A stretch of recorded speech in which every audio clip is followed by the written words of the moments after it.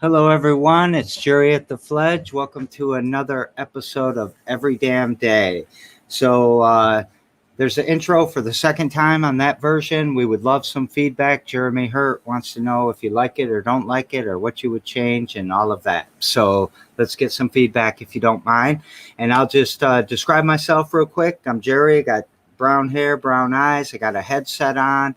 I'm up in my office at the Fledge, and I'm giving a shout out to 517 Living today. So support 517 Living. I don't know if you all always notice, I always got a t-shirt on from a local group, a local entrepreneur, all of that. So today on the show, speaking of that, we've got our great friend, Shawn. How you doing, Shawn? Good. How are you, Jerry? I am doing well. So let's jump into you. Tell us about you. Okay. Let me describe myself real quick. I'm Shawn. I'm tall. I have little to no hair, a big old beard, a goofy hat, a goofy smile, and a Mr. Rogers t-shirt on. I am sitting in my home office here and enjoying the day. It's a beautiful blue sky, sunny day now. Is that your art on the walls in the back, or someone else's? Yeah, the skateboard a friend of mine did, but the piece of art that is directly behind me was one that I did that I kind of fancy, so it lives there now. Yeah, nice. So let's learn about you. Where were you born and raised, and go to school, and all that stuff? I was actually, that's an interesting story. I was actually born in Phoenix, Arizona. Lived there for a couple years, and then my parents were from New England, Maine specifically. So we moved closer to home. Lived in New Hampshire for quite a while. Went up through high school in New Hampshire. Did the last 2 years of high school in Massachusetts, and I kind of bounced back and forth around there for probably the first 18, 19 years of my life or so. All right. Traveled quite a bit once I got out of high school. I had an obsession with some of the Beat Generation poets, Jack Kerouac, Allen Ginsberg, and stuff like that when I was a lot younger. So decided to mosey about the country. I've been everywhere in the U.S. except for North Dakota and Alaska and Hawaii. And Hawaii's coming in 2022. I just got news today. Oh, nice. That's good. I'm at, I haven't been to Maine and Hawaii. Nice. So, nice. You went to Alaska? Yeah, I went up there. That was a weird one for me because I flew from Dubai to Detroit, went home for a couple of hours, and then flew to Alaska. And it was when it was still light at 2 a.m. So it was real. My time clock was all messed up. I bet, man. You were busy. Yeah. So the beatnik generation, so an electric Kool-Aid acid test and Ken Kesey and all those guys riding around on a bus being pranksters. Yeah, I think that came just a touch after. I think that was, moving into the early 60s time frame. Some of the Beat Generation stuff was more late 50s. William Burroughs and them? Yeah, Burroughs, Ginsberg, Kerouac, On the Road and all that stuff. I used to actually have a giant suede-bound notebook that I used to carry around with me, and I fancied myself somewhat of a poet, I guess, when I was young. And that was back, and I'm not even sure if they do it anymore, but you used to be able to go to coffee shops and bars and stuff like that, and they'd still have open mic nights where you could, spit out poetry and stuff. And I used to do that. This same notebook I used to use for signs back in the early 90s. I don't know if it was exactly safe, but I used to hitchhike around quite a bit. I went all the way up and down the East Coast. I've been all the way across the country a few times, and it was fun. It was a fun adventure. There was way more good than bad. I call that a win. Yeah. So I'm going to stick with the prankster thing for a second, though, Yeah. because it's interesting if you kind of evolved the same way those guys did, because they were all reading Burroughs and Kerouac and all that. And you have a prankster, or at least you did one prank that I know. I did. Yeah, we did the monolith thing. Yeah. There a little while ago, and that was super fun. Yeah. So, yeah, we need stuff like that. Yeah. Pranks are always good. Yeah, I think that was the most wide-ranging or wide-reaching prank that I ever did. You know, it actually ended up on the front page of the Lansing State Journal. I think we hit the Free Press and quite a few other places as well. So that was, as far as at least the media paying attention to it, that's the biggest one that I've pulled off so far. So so you're a metal worker too? I am not. No, not at all. That was actually made out of wood.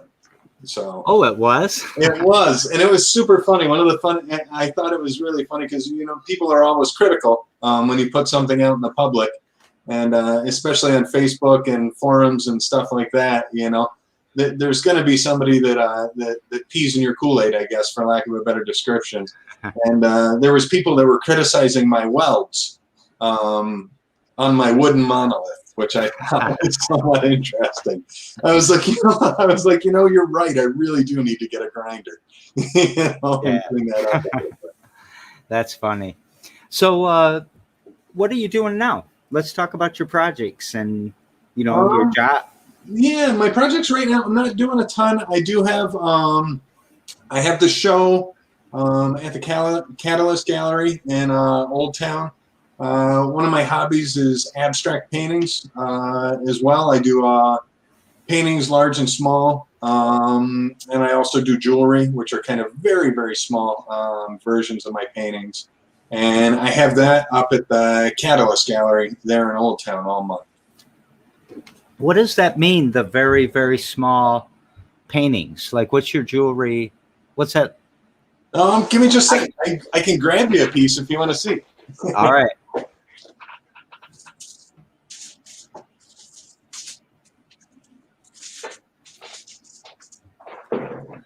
So let's see if we can. Yeah, the camera is kind of screwy, but okay. Got it. And so, like, that's a necklace then? Yeah. Yeah, those are little necklaces. Nice. And yeah, they're literally just, I use the same techniques that I do with the larger paintings. I just do it on a much smaller scale. So. Oh, that's pretty sweet. Yeah. So is your work at the Katalyst for sale right now? It is, yeah. Yeah, we actually got rid of one piece, which was really cool. So, you know, got rid of. What's that? Got rid of. I can't sell my paintings. I want to hold them and love them forever. I can't. Honestly, I'm the same way to a certain extent, but for me, it's such a joy to know that somebody appreciates something that I created so much that they want to bring it into their home that honestly, I'll give it away. And I have before. I did Art Path a couple years ago, and I did a large scale installation. I did 6 4-foot by 8-foot versions of my paintings. And to kick it off, I actually gave away, I think it was right around 70 paintings nice. To people that came down. Yeah. So it was nice because I have a habit. I go full bore into stuff that I do a lot of times. And I think, I mean, still right now, I probably have around 100 paintings sitting at the house. And I think over 100 pieces of jewelry too. So I need one to display here. Okay. Got to get you up here, man. Yeah, no worries at all, man. I have to make a trip out to you guys soon anyways. I got some more technology to drop off to you guys. Oh, yeah. All right. So do you have art prize on your mind? Like doing something over there? I mean, I'd like to, you know. So I got so much stuff going on. I have a lot going on with work and stuff, so I try to not overwhelm myself with too much, because I tend to throw myself into stuff that I just lose touch with the rest of reality sometimes and just get wrapped up in my projects. Yeah. Do you feel like talking about work at all? Like what you do on the tech side? Yeah, I mean, we can talk about it. Yeah. let's talk for a second about that. Okay. So, so you are an artist, but you don't Yeah. make your living necessarily from being an artist. Okay. You make it from working in the IT field, right? I do, correct. I guess technically I'm the assistant director of hosted services, which is a very fancy title for I do backups, storage solutions, virtualization, and also website type stuff. Did that make 2020, or was 2020 a tough year because of all of the different ways that people had to work, or were you guys really good at working remote and it was pretty simple? I think we were pretty good at working remote. At least, everybody in our office was pretty good about it. I know myself, I have a dedicated home office that I'm sitting in right now. And it also happens to be kind of like my fun place, my play place. So it was kind of nice. The one thing I did do was I added one more monitor. So I'm actually sitting in front of a wall. I have 4 monitors that I sit in front of, which is pretty awesome. All run off the same computer, so you got Correct. more. Oh, nice. Yeah. It's pretty awesome. I don't know that I'd ever be able to go back. I've actually contemplated getting another larger one to be able to put stuff up on as well. But have you ever thought about like doing electronic art, or do you do electronic art at all? I have thought about it, and I have something in the works right now that I can't get too in depth into. But I did just purchase a 6,500 lumen commercial projector from MSU Salvage, and I've been learning about projection mapping, where you can project essentially onto a limited surface, and it's really, really awesome. So like I could take this water bottle, say, and literally just project an image just directly on that water bottle with no, spill off anywhere else, which is kind of cool. Was that that's sort of like what the Capital City Film Festival did? It was on that building there. I don't have the budget or I don't have those kind of resources. It's actually my son's stepdad was the guy who did that, and he's kind of helped me along the way. Oh, nice. Because I asked him. I actually went and saw it, and it got stuff running in my head, and I was like, "Dude, how did you do that?" And he started laying it out there, and then like anything, that I get an interest in, I started digging into it, and I had to figure out how to do it. And I started with a crappy little projector, and that didn't work. So then MSU Surplus is an awesome resource if you're ever looking for tech stuff or just general like industrial weird stuff. A great place. I picked up a projector that would have cost me thousands of dollars for $70. Yeah, that's amazing. Yeah. It is a great resource. Yeah. You want to be the first person to talk about non-fungible tokens or NFTs with me on the show? Sure. I don't know what it is, to be honest with you. Oh, okay. So it's basically it is art on a blockchain. I'm oversimplifying it a lot. It's really the ownership of the art, the title, and the traceability of who's owned it before. So you can sell your electronic art in these NFTs that put the transaction on the blockchain with the smart contract. But you can do all kinds of great things. Like if you sell it, like one just sold last week for, the Twitter Dorsey's tweet sold for 2.5 million.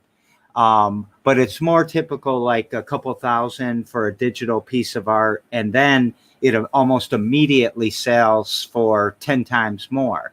But with these as the artist, you can put in your smart contract to get 10% of those future sales or something like that. So if I sold a piece of yours that I bought from you for 3,000 and sold it for 3 million, you're going to be a little resentful of me and be like, he flipped my painting. But But if you got 300 grand on that subsequent sale, Absolutely. it would be more fair to the artist. So can you essentially tie that TFT to something physical as well? Yes. Yeah. Okay. So yeah, we're probably gonna do. So Anthony Miller says I'm wanting more information on this NFTs too. I think it's a path forward. They're really trendy right now, and it's going to die down a bit. But it's very pro artist and very putting power back in the people's hands, and nice. I love it. Yeah, that's awesome. And I also just want to say real quick to Casey here.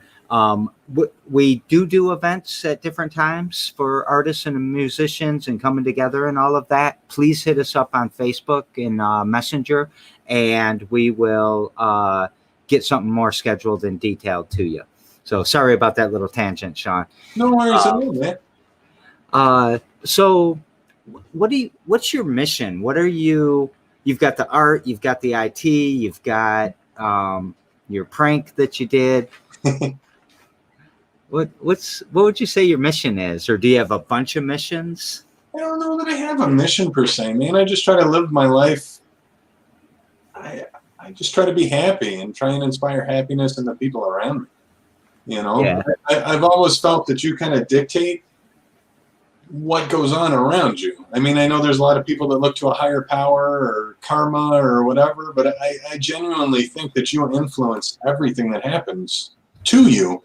You know, and your path through your own actions, you know, and through your own will. I mean, so I genuinely just try and be a decent person, you know, and every now and then you get thrown for a loop, you know, and honestly, a lot of times I do take it to heart, you know, but I genuinely just try to treat people the way I want to be treated. I feel like it'll come back, you know. It might not come back immediately. You know, you might get a shit sandwich, but you know, eventually it's going to come back. One would think, at least, you know. I think it helps if you don't keep score, right? Absolutely. And I think you're really good at that. You try to stay behind the scenes. You're not trying to tick off the boxes and say, "Oh, I gave Jerry 2 computers, and what did he do?" You know, you never do that. And I admire that of you because. It becomes authentic and it becomes more selfless when people are like that. So thank you. I might put a blurb on Facebook just to say, hey, you know, with the hopes that honestly, you know, with the hopes that somebody else might see it and it might inspire them to go and do the same thing, you know? Yeah, we're constantly having to post everything. I mean, we're not, you know, preaching at people and praying over them and stuff like that, but we do show our results a lot because we got to get more results, so we got to keep that machine running. And it sometimes feels too, I don't know, we're always authentic though. It's a real picture with real stuff happening. And I've always appreciated what you guys do. Thank you, and you've been helpful. No worries. You have been helpful. So what's something you do every damn day then to kind of manage that happiness maybe and that around you? Something that I do every day. Actually, you know, you know, as life goes, you know, you have different relationships with people, you know, and people come and go. My current partner, and this is something that we do every day, since I met her, is we say something kind to each other and we tell each other how much we actually care about each other and how much they mean to us, you know, literally every day. And we make a point of doing it. And it's always a phone call, you know, even if we're together, we keep separate residences, but even if we're together during the day, at some point in that morning, after we've been apart for a half hour, 45 minutes or so, we always have a phone call. And even if it's just a brief 10, 15 seconds, we express to each other how much we care about each other and how special they are to us and to the world in general. And honestly, it's one of the most positive, beautiful, rewarding things that I've ever taken part in. And I have no idea how it even came about, but totally dig it. Um, There she is. She's watching. now you better remember real quick now. Yeah. Nah. So, you're the only person that's ever, we get a lot of common answers like self-healing and reading and studying and stuff like that. You're the only person that's ever said that one. So Yeah. out of 180, it's less than a Oh, half wow. or a little over a 0.5% of the people now. Nice. So great answer. That is absolutely the truth.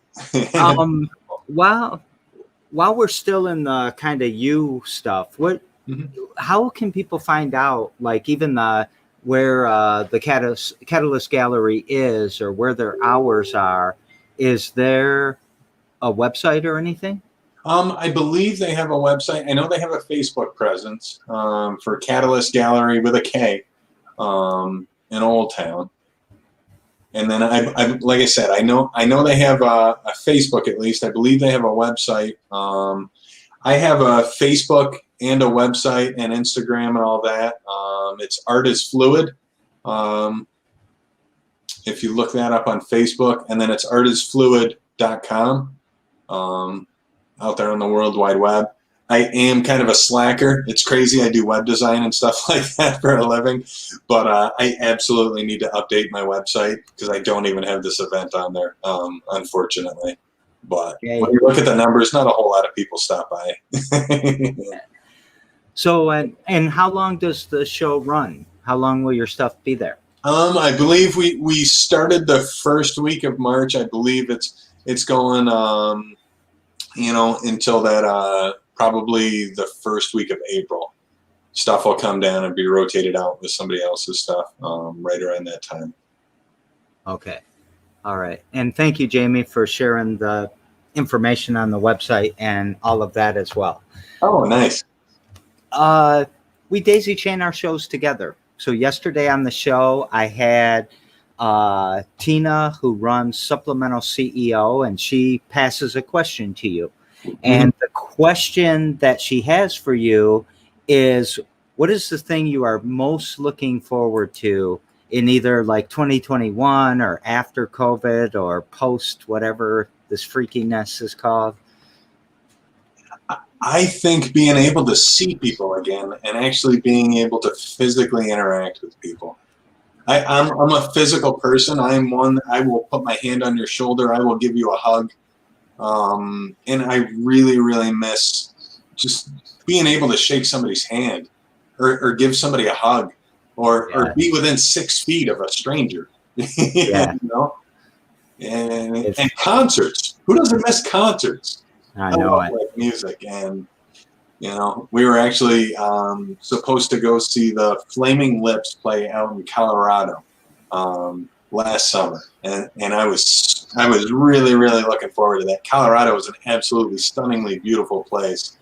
Yeah. And I was super bummed that we missed out on that. Yeah, they'll come back. We watch TV now and people don't have their masks on and you're like taken aback and it's a show from 20 years ago and it's like, oh, that's right.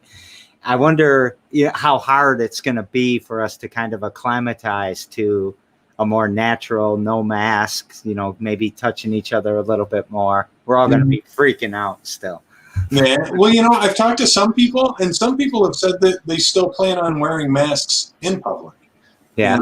I was talking to a guy that I know and he said, I'm not one to get the flu vaccine and I usually get it every year and power through it. And he was like, I didn't get the flu this year.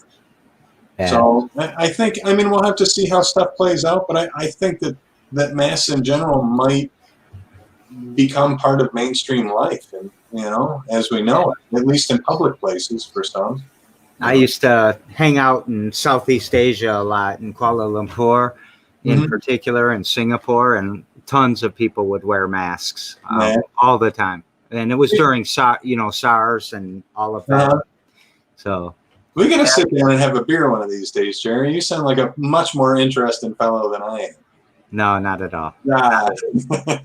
We're all interesting. We all have our expertise, and we're all on a journey. I've always been kind of intrigued by Asian culture, and Buddhas and stuff like that. And I've always wanted to go see what is it, Angkor Wat? What's that?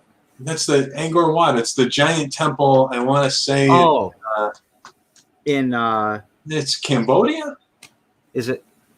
That would make sense. Like where when they went on the river and I can't think now. The movie. Yeah, I totally spaced it as well. And I type on my keyboard, but you already pointed out it's awful. Mechanical keyboard, and it's horrible. A Platoon, I think. Yeah. Or maybe it was The Deer Hunter. I don't know. Yeah. I think you're right. We're probably both wrong. Someone correct us. Be a mean social media crowd. Please do. No, we're not even asking you to be mean. Just clarify it. I always thought it was super neat, though. And I thought they didn't even find it for like the longest time. It was this giant, massive development that just kind of sat untouched, except for, you know, the locals and stuff. And just the energy that they must have put in there to develop that. And some of the stuff, like their connection to water. I've always really been obsessed with water. I have, I think at this point, 4 kayaks at my house. And I may or may not have lived on a couple sailboats in my younger years, which means I absolutely did. And they had an obsession with water as well. They believed they actually put blessing stones hundreds of miles out in the rivers that led into like the giant moat and the giant pools and stuff all around Angkor Wat. And when you look at the stones, they still haven't actually figured it out, like logistically, you know, how they actually got them there, because they were these big giant things, like 10 by 10 stones that were intricately carved, and they just dropped them in the bottom of a river to bless the water, which I think that's pretty awesome. So we are on the right path here. Thanks, Jeremy. Yeah. All right. So tomorrow on the show, I've got Terrell. He's part of this new era marketing. It's some, you know, younger gentlemen, younger people out in East Lansing starting a new marketing craze. What question would you like me to pass to him? How about what is it that makes you happy? And you know that the Fledge's mission is to create opportunity to pursue happiness. People, that word is also, I mean, just the word itself has so much of a rich meaning to different people and what that means. And, you know, to some people it's smiling all the time. To some people it's just leave me alone. Mm-hmm. What makes you happy? And what is happiness to you?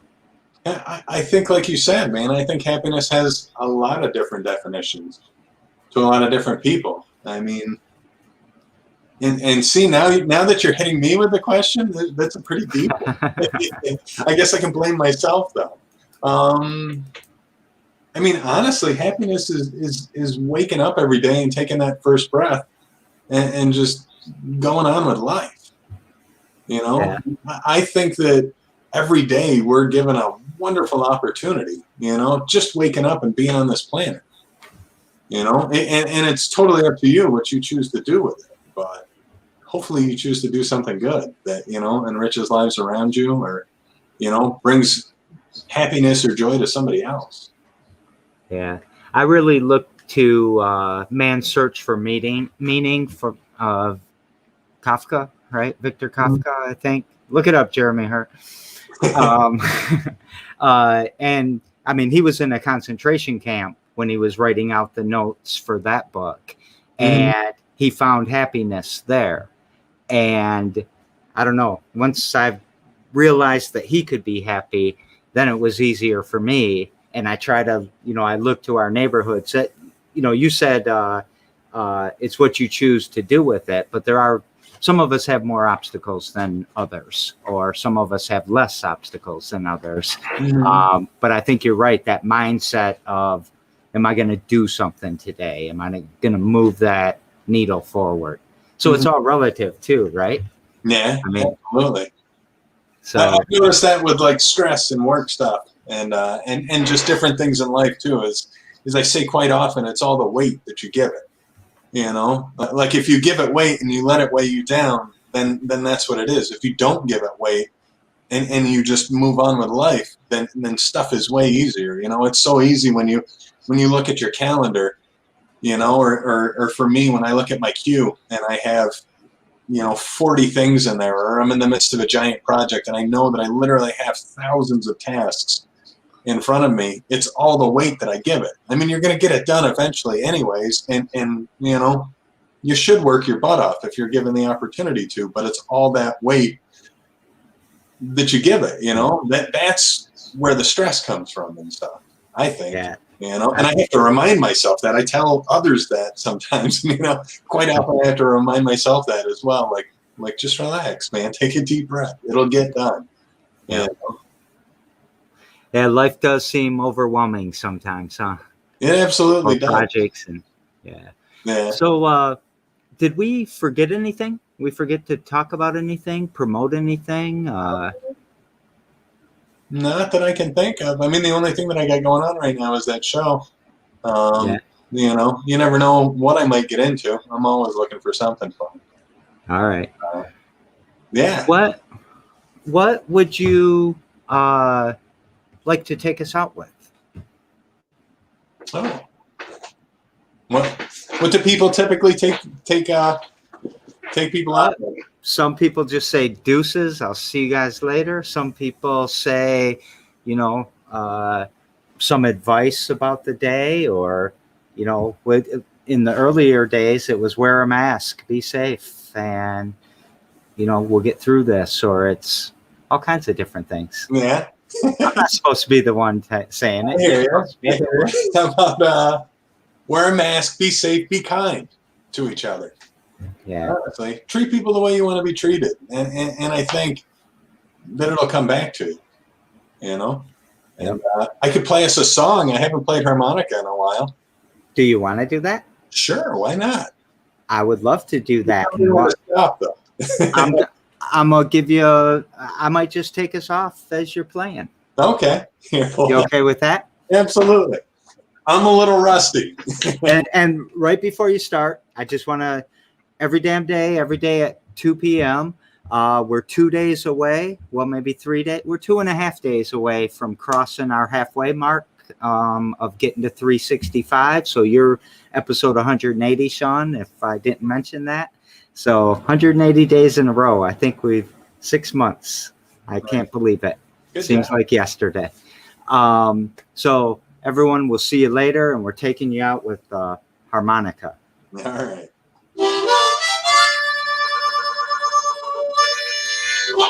What?